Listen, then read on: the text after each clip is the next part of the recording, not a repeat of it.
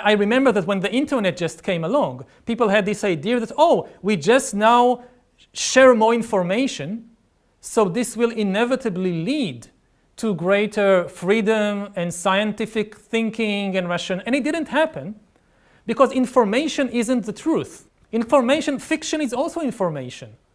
Fake news is also information, and it's not new.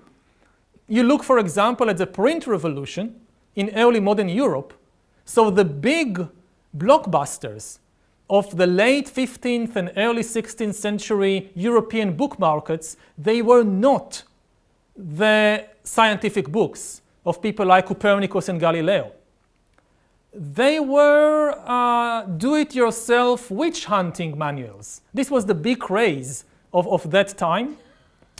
All kinds of ridiculous conspiracies about witch hunting, which led to tens of thousands of people, mostly women, being tortured and murdered in terrible ways. And this was powered by this new mass communication technology of print.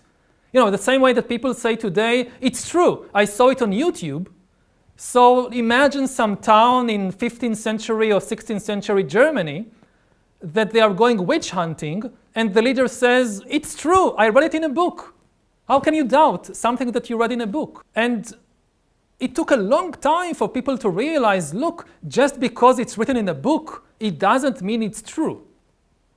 So we are now in the same situation with these new technologies, and I hope that our learning curve would be a bit quicker than with print.